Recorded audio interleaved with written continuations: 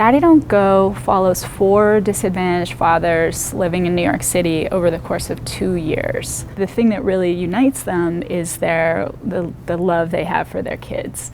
And during this 2-year period, they go through really difficult circumstances, but ultimately, succeed as fathers.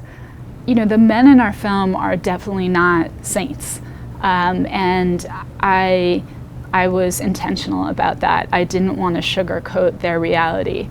But they are heroic in that they love their kids against the odds and despite a lot of problems.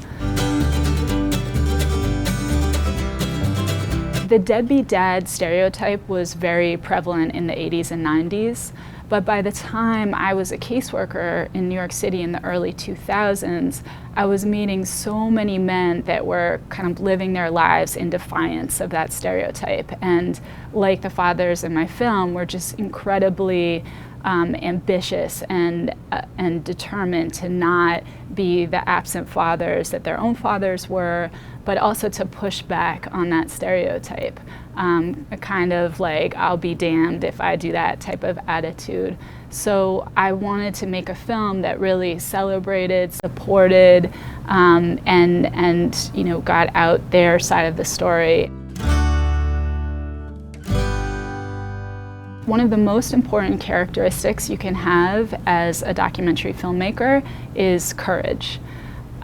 You can't be trepidatious or fearful about going to uncomfortable, awkward moments and experiences, because that's where you'll find the greatest beauty in your footage. Our subjects were eager to share their stories initially. I haven't found that it's hard to get that yes in the beginning, but what I've learned to do over time as a documentary filmmaker is to really help manage and shape expectations of what's to come, because it's definitely not easy to have a camera in your face when you're going through really, personal, trying moments. And actually, that's ironically exactly when we want to be there, because the ultimate job of a filmmaker is to create a film that's entertaining and engaging.